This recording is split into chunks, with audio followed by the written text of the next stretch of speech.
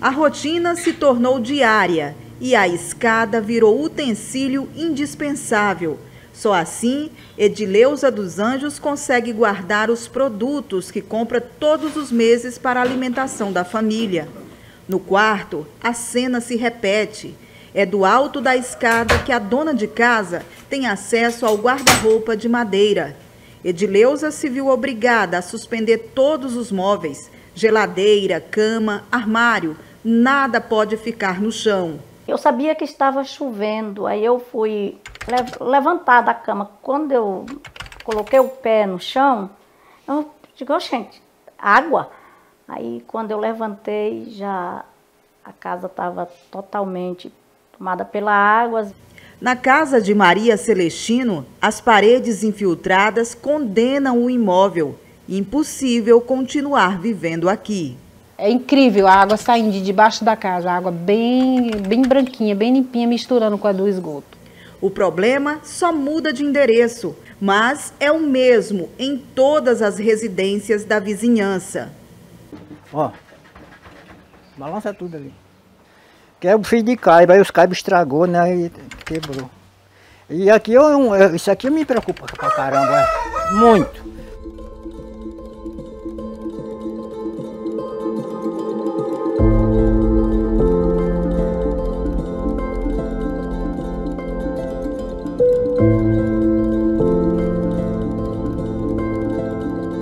Ninguém que quer conviver com uma situação dessa, né, de lixarada, né, um monte de lixo aí, né, a lama, né, e ratos. Claro que não, né? Isso não é vida para um ser humano. Belo Monte, a maior hidrelétrica 100% brasileira.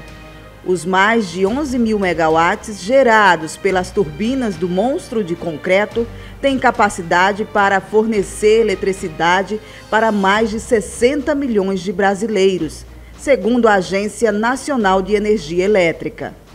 80% dos 32 bilhões de reais para erguer a obra saíram do Banco Nacional do Desenvolvimento Econômico e Social.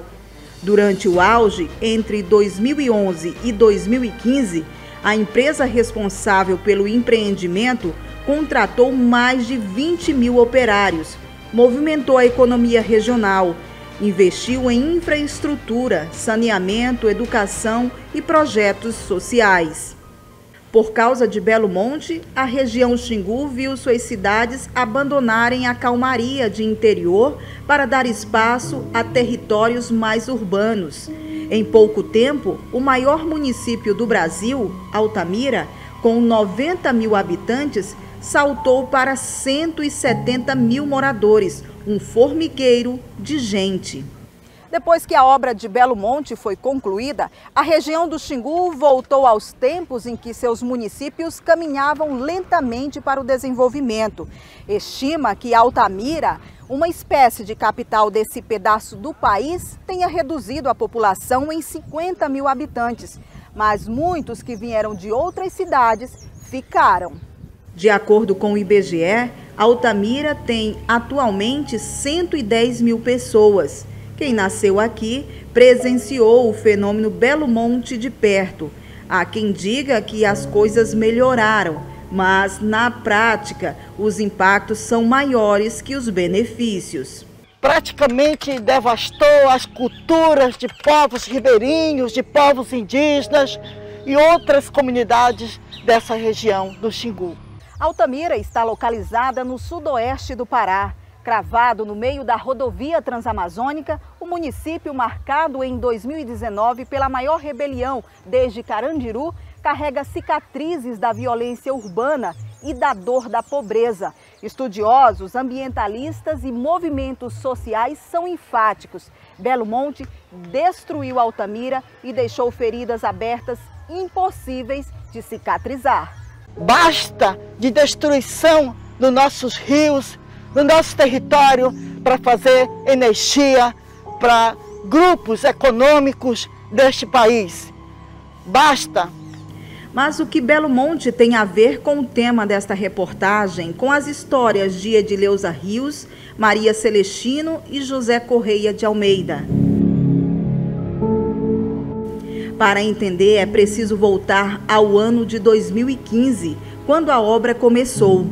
Com o inchaço populacional, milhares de pessoas se firmaram em áreas impróprias para morar. Uma delas é a Lagoa, no bairro Independente 1, periferia de Altamira. De acordo com o movimento Atingidos por Barragens, mais de 1.000 famílias chegaram a se mudar para cá, quando ainda havia um pequeno lago que deu origem ao nome. Amontoados em palafitas, essas estruturas de madeiras, as famílias viviam basicamente do salário da obra e de pequenos serviços autônomos. Nesse mesmo período, a Norte Energia, construtora de Belo Monte, remanejou moradores de regiões que seriam impactadas por Belo Monte, como comunidades ribeirinhas, terras indígenas e bairros às margens do Rio Xingu, para o que chamou de reassentamentos urbanos coletivos, os RUCs. O maior deles, Jatobá, foi construído para abrigar mais de 12.000 moradores.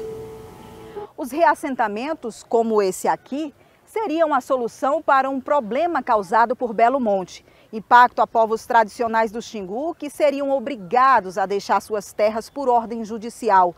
No plano anunciado pela empresa, os bairros planejados teriam esgoto, luz elétrica, água, posto de saúde e áreas de lazer. Além de não ter cumprido as condicionantes em sua totalidade, a Norte Energia cometeu outra grande falha. Deixou de fora pessoas que, por conta própria, considerou como não atingidas pela hidrelétrica. 968 famílias, de acordo com o IBAMA, que realizou estudos na área da Lagoa, confirmando que Belo Monte impactou a área. Piorou, muito, porque a gente não tem, ó, essas coisas que você está vendo aqui, ó. Isso aqui na hora que chove você tem que suspender tudinho. Tem que suspender tudinho, porque antes dava aquela chuva assim, aí ficava lá a rua alagada aí nós ficava assim atento, mas não chegava com não. Mas na hora que tá chovendo, aí você vê água, entra água por todo canto aqui, ó. E aí as posses do pessoal aí, entra tudo para cá, para dentro da nossa casa aqui. Segundo o IBAMA, a hidrelétrica alterou o comportamento do rio e, consequentemente, o nível. Mesmo distante dos leitos do Xingu, a lagoa, por ter uma nascente de água, sobe mais do que o deveria e causa inundações constantes. Em uma queda de braço com o governo federal e prefeitura de Altamira, a Norte Energia chegou a indenizar e realocar parte dos moradores. Mas 370 famílias continuam por aqui. É 6 meses, né, de inverno, né? Era toda a chuva. Porque a alagação, ela não vem, não é lá da rua entrando na minha casa. Ela vem minando ela mina pelos ralos dos banheiros, entendeu? No pé da parede, entendeu? Aqui de baixo ela vai minando por aqui tudo. É poucas horas, a casa está invadida pela água. Aí é 3 dias para ela. Ela não é tirada, não tem como. Não tem como eu pegar e puxar a água para fora, não existe isso. Sem sistema de esgoto, a água acumula e transforma ruas e casas em rios, contaminados e perigosos. Todo tipo de inseto já apareceu dentro da minha casa. Inclusive quem matou a cobra, dessas cobras coral, a mais venenosa. Tem um tipo de coral que ela é a mais venenosa. Ele quem matou, meu cachorro matou a cobra. Na casa de Maria Celestino, a água também transborda pelo sumidouro. Eu acordei um dia, 2 da manhã, chovendo, e a água estava no pé da minha cama. Quando eu pisei no chão, a água estava entrando. E o cachorro latindo, e aí a água chegou aqui na frente, entrou no poço. Na verdade, esse poço contaminou todo. E aí bateu o desespero, não tinha para onde ir, não tinha para onde sair. O momento mais difícil foi esse, do inverno aqui, né? Que ficou cheio, né? Não tinha condição pra gente, tinha que passar por dentro da lama, né? Por dentro da lama. Esse foi o momento mais difícil. Isoladas em pleno centro urbano, as famílias que ainda são obrigadas a viver na lagoa têm o mesmo sonho: mudar para um local seguro e digno. Peço a Deus todo dia e toda hora que resolva o problema. para sair, o caminho certo hoje é para sair. Depois que Belo Monte conseguiu principalmente a sua licença de operação, as medidas socioambientais, as condicionantes, o tratamento com os atingidos, de certa forma, ele ficou completamente abandonado. A Norte Energia conseguiu o que queria, conseguiu o seu direito de produzir energia e praticamente parou de cumprir com as suas obrigações socioambientais.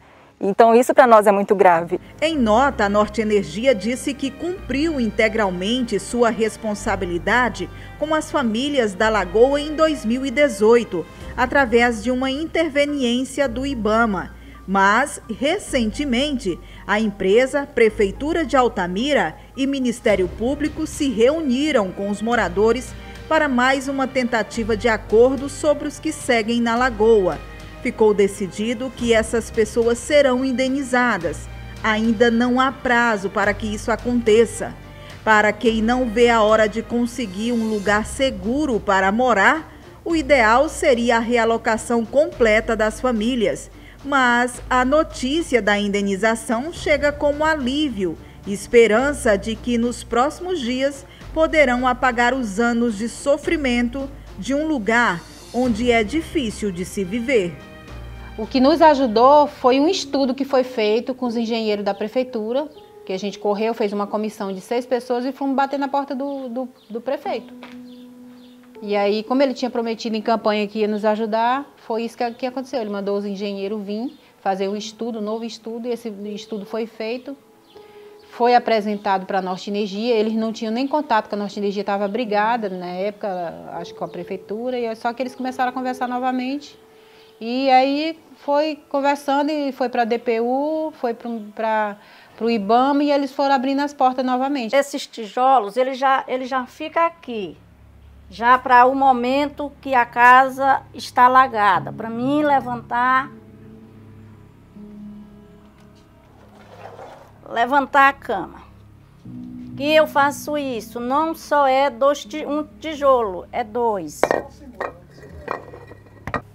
Quando eu peguei a Covid, eu não tinha para onde ir, eu não ia para casa da minha mãe já é de idade, eu não ia para casa da minha filha, eu fiquei aqui na água,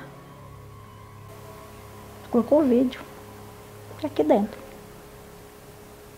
Só na cama, deitada, tremendo de febre.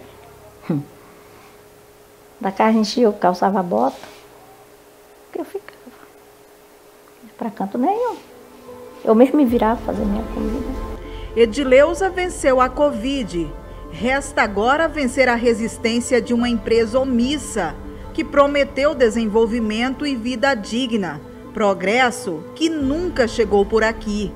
Enquanto a balança do que foi prometido e cumprido por Belo Monte permanece desnivelada, o futuro das famílias da Lagoa é incerto.